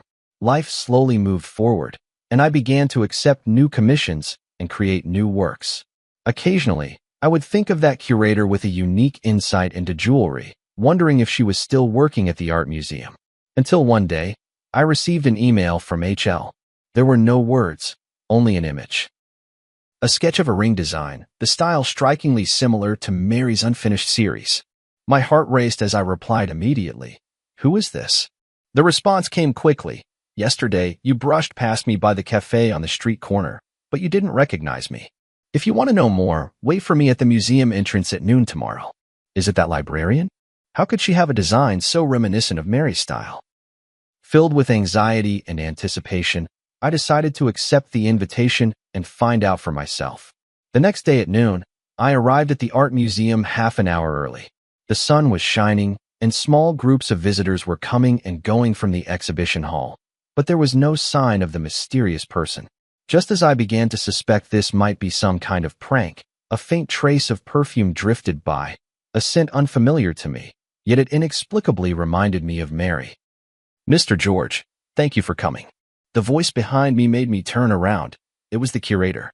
Today, she wasn't wearing her uniform, but a simple white dress, completely different from Mary's style when she was alive. Did you send the email? I asked directly. She nodded. There are some things I want to tell you, but not here. Will you come with me? We walked through the small park beside the art museum and arrived at a secluded cafe. The whole time, I kept observing her. Her mannerisms, the way she walked, none of it resembled Mary. Yet her sensitivity to detail and her focused attention gave me a strange sense of familiarity. Who are you, really? The moment we sat down, I couldn't wait to ask. My name is Nicole. She looked me straight in the eye. I'm Mary's student. This answer caught me off guard. Mary had indeed taught jewelry design part-time at the Design Academy before she passed away, but she had never mentioned having any particularly close students. I took her advanced design class the year before she passed, Nicole explained. Her guidance benefited me for a lifetime. That still doesn't explain why your designs resemble her style so much, I said, half convinced. Nicole took a folder out of her bag. These are all notes from Ms. Nicole's class and her feedback on my work. You can look at the handwriting and confirm that it's really hers. I carefully examined the materials. It was indeed Mary's handwriting. There were even traces of the pale purple ink she habitually used. Before Ms. Nicole passed away, she was guiding me on my graduation project, Nicole continued. The theme was interwoven light and shadow, blending Eastern and Western aesthetic elements. She gave me a lot of valuable advice and even showed me a sketch from a private project she was working on at the time. George's special birthday project? I blurted out. Nicole's eyes widened in surprise. You know about it? I only found out recently. I briefly explained the origin of the blood amber. I knew that blood amber would eventually find its way back to you, Nicole said with a smile. Nicole always said it was a destined gift. Is that why you contacted me? Because you saw the blood amber? Nicole was silent for a moment, as if choosing her words carefully. Not entirely. After Nicole passed away, I've been trying to carry on the design philosophy she taught me. Some time ago, I happened to see the news about your eternity being stolen, and then I saw someone impersonating Nicole. I thought I should tell you a few things. She took a letter out of her bag. This is the last letter Nicole gave me after class before she passed away. She said if her surprise plan went smoothly, I should show you this letter. If anything went wrong and she was gone, I should still make sure you see it. I took the envelope. It was indeed Mary's handwriting, and it read, "To my dearest husband." The envelope had already been opened. I didn't know what was in the letter at the time. I just kept it as Nicole instructed, Nicole explained. It wasn't until I saw the news that I opened it. I hope you won't blame me. I carefully took out the letter paper and unfolded it to read. Dear George, if you are reading this letter, perhaps my surprise plan has gone awry. Don't worry, it's just that the plan has changed, and the form of the gift may be different now. The blood amber I picked for you is said to be known as the Eye of Rebirth.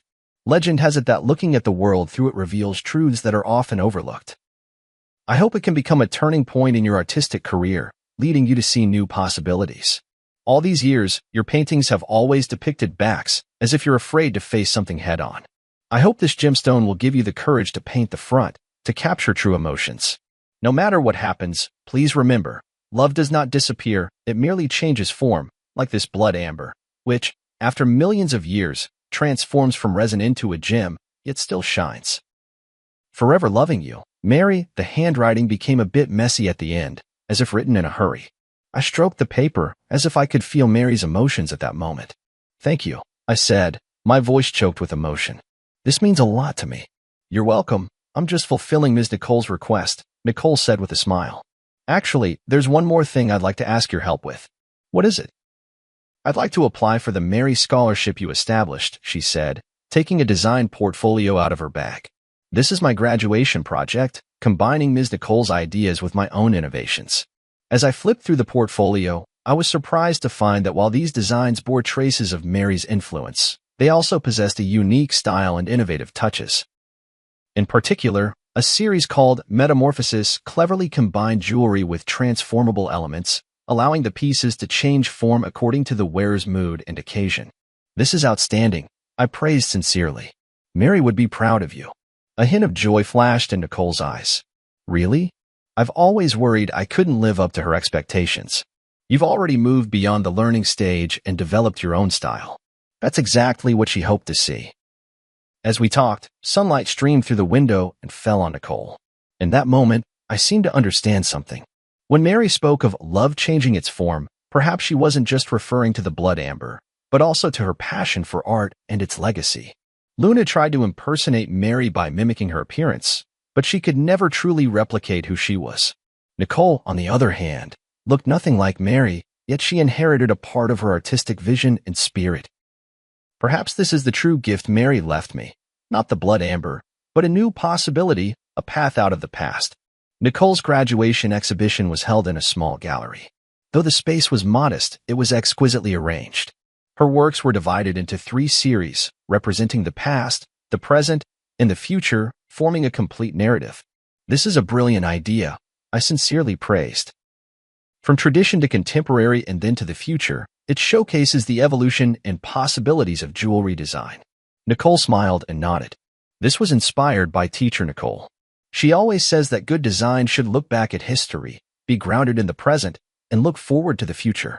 As I walked through the exhibition hall, I noticed a special display case in the corner, containing only one piece, a seemingly simple ring with a small red gemstone set in the center. This is. I leaned in to read the label, which said, "In memory, dedicated to Teacher Mary." Yes, I made it from a small piece of blood amber I bought with my own savings, Nicole explained. It can't compare to the quality of yours, but it's also from Myanmar. I examined the design of the ring closely. Clean, powerful lines with fine silver threads encircling the blood amber, as if protecting the central gem, yet also seeming to radiate light outward. This is very similar to Mary's final design style, I said softly, but it also has your own unique touch. I wanted to create a piece that could both commemorate Teacher Nicole and showcase my own style, Nicole explained. The blood amber represents her influence, while the outer design is the direction of my own development. The exhibition attracted quite a few industry insiders, including some well-known figures from the jewelry design world. After viewing the exhibition, an older female designer approached Nicole and offered her an internship opportunity. I stood by, genuinely happy for Nicole. In the evening, as the exhibition was drawing to a close, Frank arrived as well. Seeing me with Nicole, he gave me a knowing smile. "New friend?" he asked me quietly. "Mary's student," I explained simply. "Very talented." Frank nodded without asking further questions. After touring the exhibition, he gave high praise to Nicole's work. It blends traditional and modern elements, demonstrating both technical skill and artistic expression, quite rare. Nicole thanked him politely. This wouldn't have been possible without the guidance of Teacher Nicole and Teacher George. After the exhibition, the three of us went to a nearby restaurant for dinner. During the meal, Frank talked about recent trends in the art market, while Nicole shared her insights on contemporary jewelry design. The conversation was light and pleasant, and I realized it had been a long time since I had relaxed and chatted with others like this. After a few rounds of drinks, Frank received an urgent call and left early. Only Nicole and I remained in the restaurant, and the atmosphere suddenly became a bit quiet. "Mr. George," Nicole hesitated for a moment before speaking. "I've always had a question I wanted to ask you." "What is it?" "After you finished the pursuit, what are you planning to create next?" The question caught me off guard. To be honest, ever since the pursuit, I haven't had any new inspiration. That painting seemed to have drained all my emotions and creativity. "I haven't decided yet," I answered honestly. "It might take some time to find a new direction." Nicole nodded thoughtfully. Nicole once said that the hardest thing for an artist isn't creating a stunning masterpiece, but finding a way forward after reaching the peak. She really did say that, I recalled with a smile. Mary always saw further than I did. "Maybe," Nicole said softly, "you could try a new direction that combines your work with jewelry design? Like in The Pursuit, but taking it even further." I recalled what Mary mentioned in her letter about seeing new possibilities, and suddenly I was inspired. "You mean creating a series of works that combine painting and jewelry?" "Exactly," Nicole said excitedly. "Your paintings create emotion in two-dimensional space, while jewelry gives it tangible form in the three-dimensional world. The combination of the two would have an astonishing effect." The more we talked, the more engaged we became, even sketching a few concept designs on the restaurant's napkins. Nicole's ideas were fresh and bold, perfectly aligning with my artistic vision, yet bringing a new perspective. As we left the restaurant, Nicole suddenly said, "I have to confess something." I looked at her in confusion.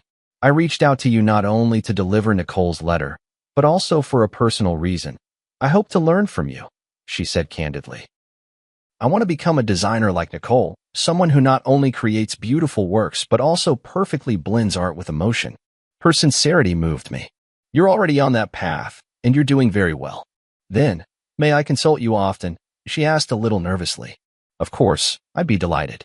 On the way home, a series of new works already began to take shape in my mind.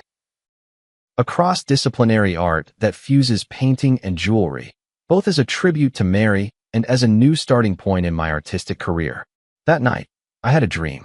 In the dream, Mary stood in a halo of blood-red light, smiling at me and saying, "See, I knew you would find a new direction."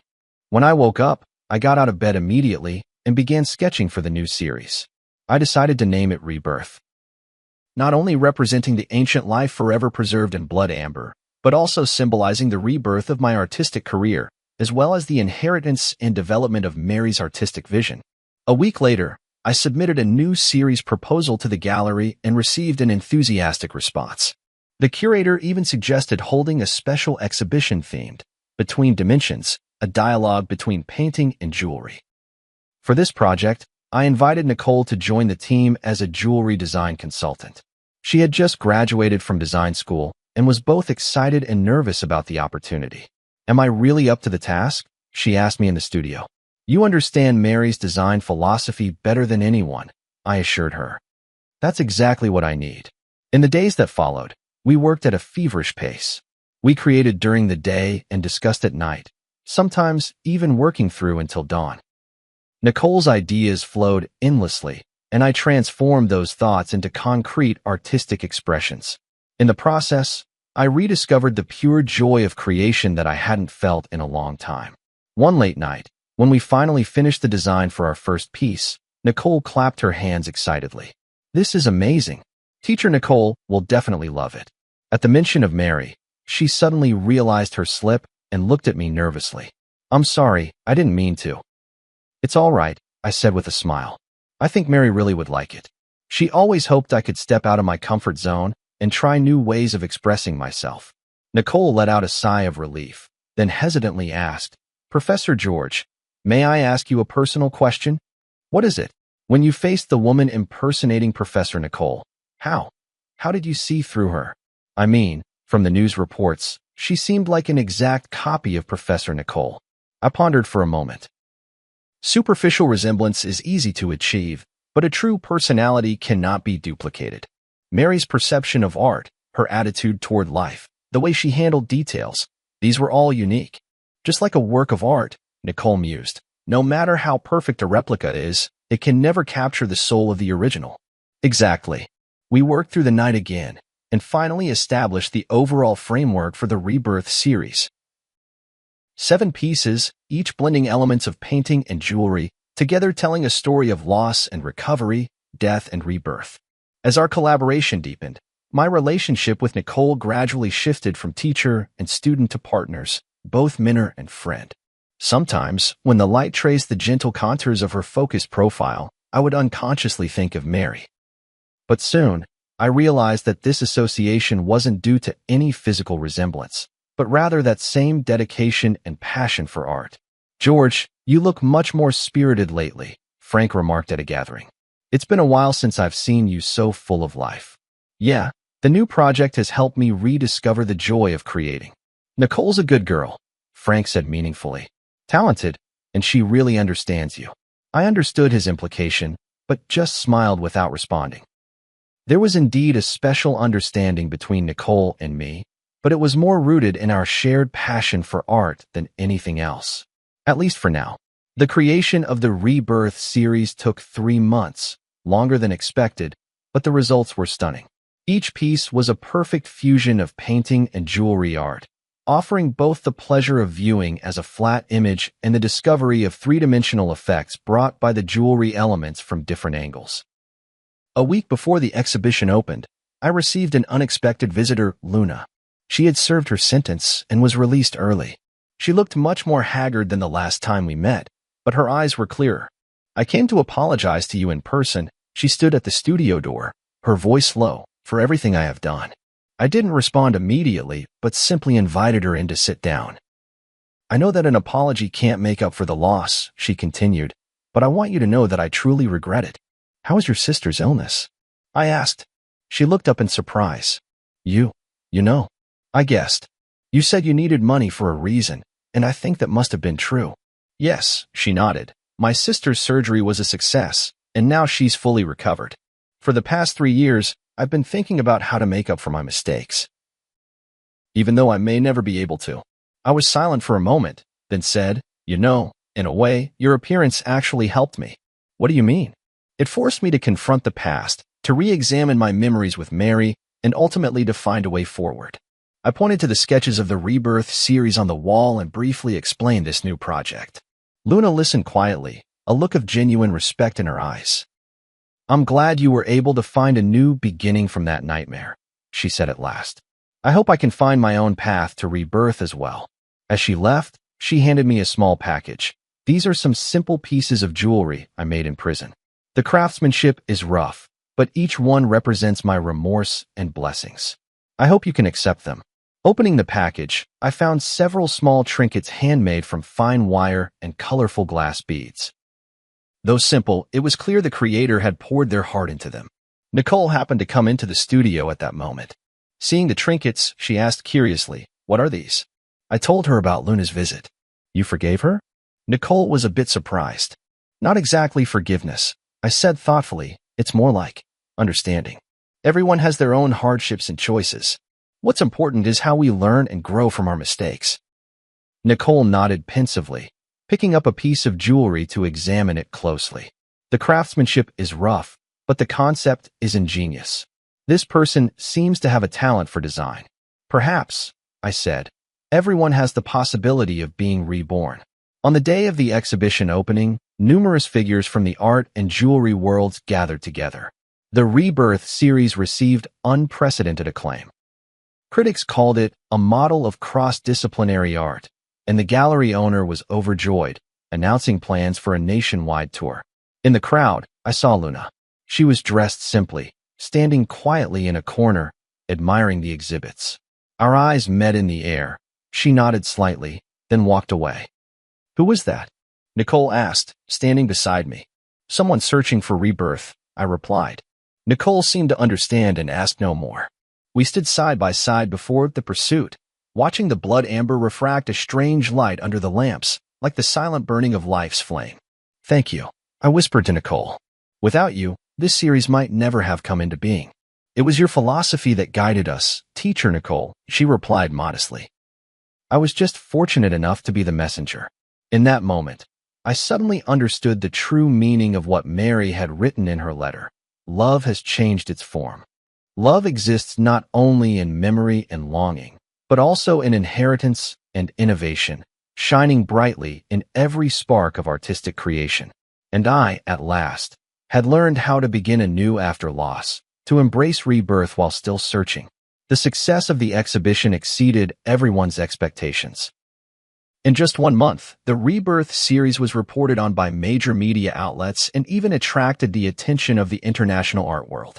A renowned auction house extended an olive branch to me, hoping to include several pieces in their annual highlight auction. "This is an unprecedented opportunity," Frank said excitedly. "If the deal goes through, you'll become a top player in the contemporary art market." I wasn't particularly concerned with commercial success, but I did feel the joy of having my work widely recognized.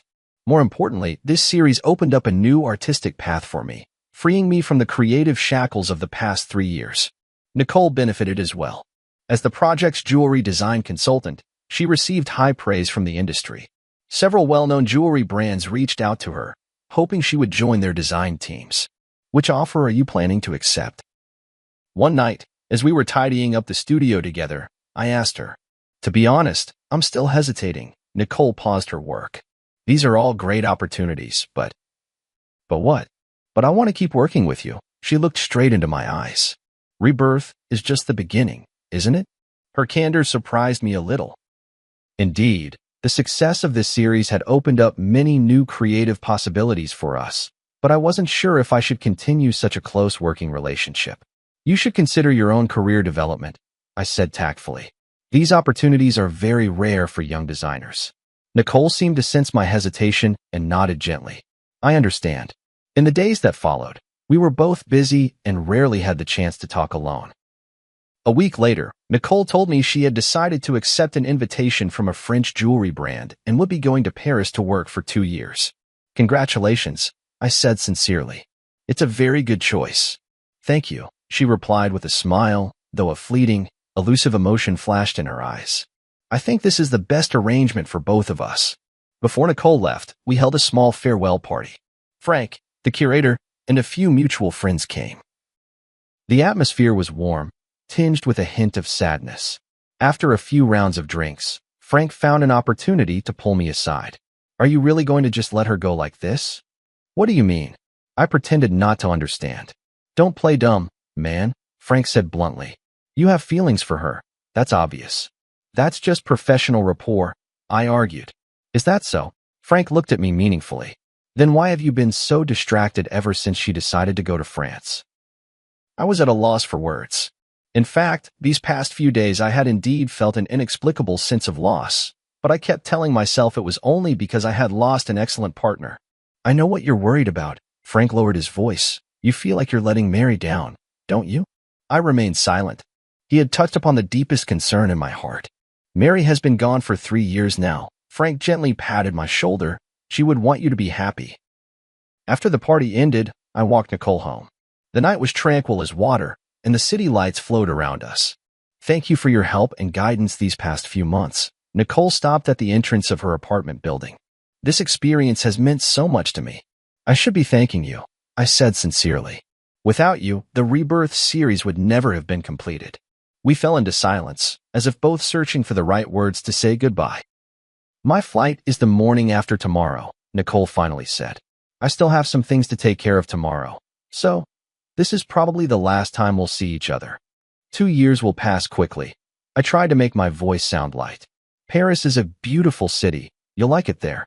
She nodded, a complex emotion flickering in her eyes. Professor George, there's something I've always wanted to tell you, but never found the right opportunity. What is it? I chose to study jewelry design because I saw Nicole's works. She took a deep breath, or more precisely, because I saw the pieces Nicole designed for you. The way she perfectly fused love and art moved me deeply. I didn't know that, I said in surprise. I've always hoped that one day I could be like Nicole, creating art filled with emotion. Nicole continued, her words coming faster, as if afraid she might lose her courage. But now I realize that what I want even more is to create for a specific person, just like Nicole created for you. I understood her implication, and my heart suddenly began to race. Nicole, please don't respond, she gently interrupted me. I just wanted you to know before I leave.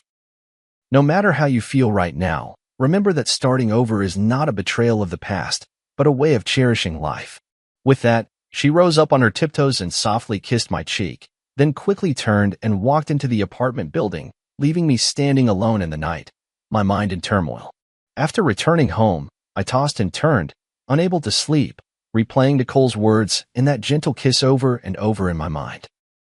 Suddenly, I remembered a small box in the study, where Mary's last complete letter was kept, a letter I had found while sorting through her belongings. But at the time, overwhelmed by grief, I never had the courage to open.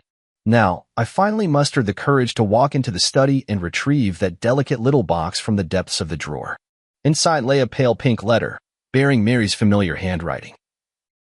Dearest George, by the time you read this letter, you may find yourself at a crossroads in life, hesitating between moving forward or staying where you are. My greatest wish is that you can move bravely through life, as freely as your brush glides across the canvas. Love is not a shackle, but a liberation. Memory is not a burden, but a source of strength. If one day you meet someone who can rekindle the light in your eyes, please don't hesitate because of your longing for me. True love is wishing happiness for the other, even if there is no longer a place for oneself in that happiness. Remember, the days we loved each other were complete, with no need for regrets. And now, it's time to paint a new picture, my beloved. Forever loving you. Mary. Tears blurred my vision. It was as if Mary had foreseen my current situation and had already given me her blessing. She was always like this, always able to see further and more clearly than I could. At that moment, I made up my mind. Early the next morning, I drove straight to Nicole's apartment. Professor George? Nicole opened the door in surprise, clearly not expecting me. I have something to say to you. I looked her straight in the eyes, not as your teacher, but as George. I handed her Mary's letter. Nicole read it carefully, her expression shifting from surprise to being moved, and finally, her eyes grew moist. She truly was an extraordinary woman, Nicole said softly, handing the letter back to me. Yes, she was, I nodded. That's exactly why I believe her words. Nicole, cancel your plans for Paris. Stay and continue our collaboration, will you? Nicole looked at me in shock. Are you serious? I've never been more serious, I said quietly. Rebirth is not just the name of an artwork, it's a possibility in life. Are you willing to explore that possibility with me? Her answer was a firm embrace, warm and real, like the first ray of sunlight after a long winter. In that moment, I felt as if Mary was somewhere, smiling down on us, blessing this new beginning. Life is like that blood amber, enduring countless ages of change and sedimentation, ultimately transforming into an eternal radiance. And I, at last, understood what true pursuit is, what true rebirth means. A year later, Nicole and I unveiled our second joint project, Interwoven, at the National Art Museum.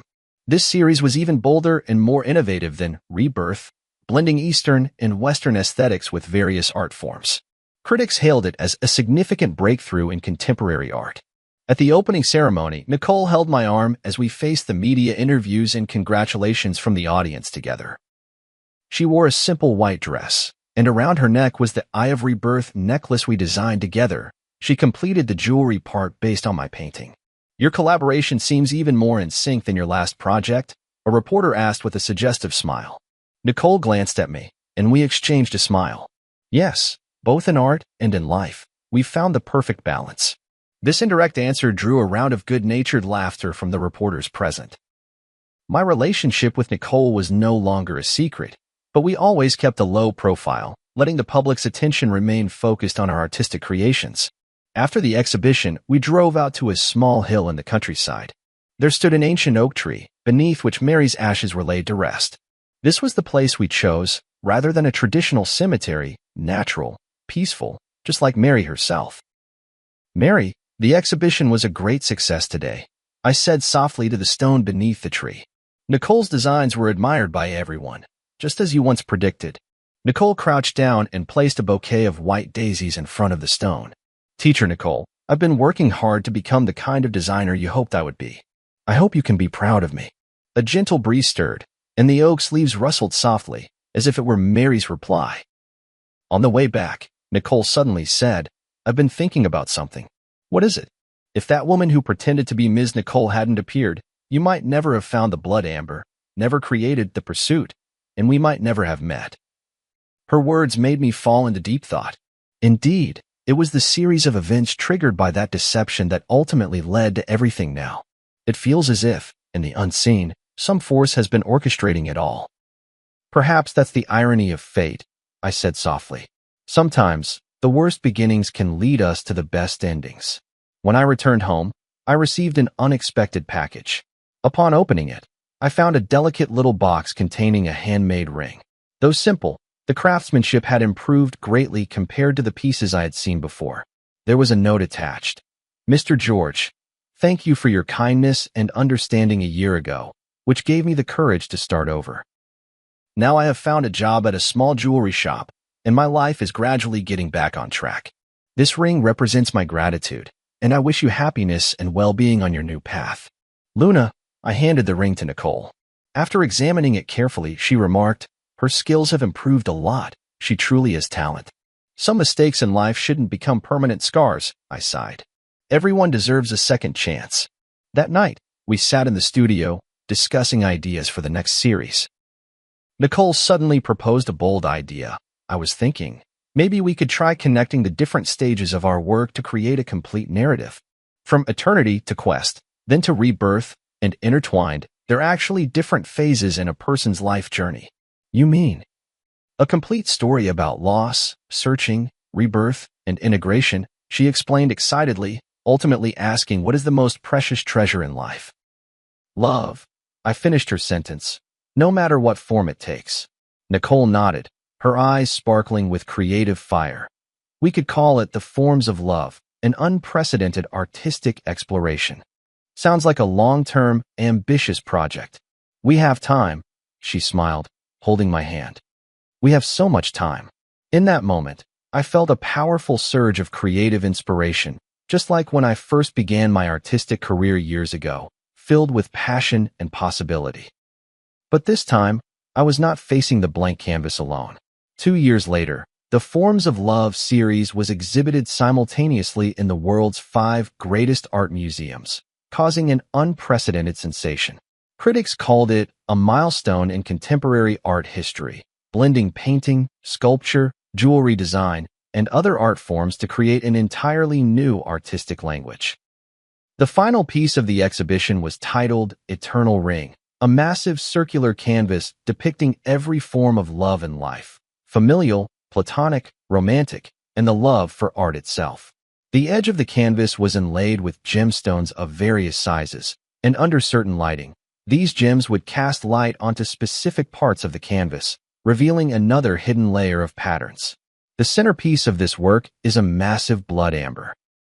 Through intricate optical design, the light it projects perfectly outlines two embracing figures. One is Mary, the other is Nicole, symbolizing the intersection of past and present, the fusion of memory and rebirth.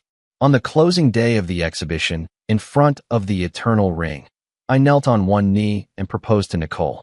The ring was crafted from the very blood amber Mary had once prepared for me, designed by my own hand and fashioned by the finest jeweler. This ring carries the memories of the past and the hopes for the future, I whispered softly. Nicole, will you be the eternal ring in my life? Her tears sparkled under the spotlight. I will. Amidst the cheers, I remembered what Mary once said. Love does not disappear. It merely changes its form. Yes, love does not disappear. It exists in memories, in art, in every rebirth and new beginning. It traverses time and crosses space, like that blood amber which, after millions of years, still shines, forever retaining the original warmth and brilliance of life. This is the answer I have been searching for all along. Between loss and gain, between seeking and rebirth, love remains constant, only appearing in different forms along the journey of life. And all we need to do is bravely accept this gift, no matter how it comes to us. On the day of the wedding, the sky was a clear, washed blue. Beneath the ancient oak tree that had watched over Mary, we exchanged our vows. A gentle breeze stirred, making the leaves whisper as if blessings were drifting in from another world. No matter when or where, Nicole said softly, we'll always remember that it was she who brought us together. Yes, I squeezed her hand, and we will always cherish this gift. In the brilliant sunlight, the blood amber ring gleamed, radiant as life itself, enduring the passage of time, yet still shining bright.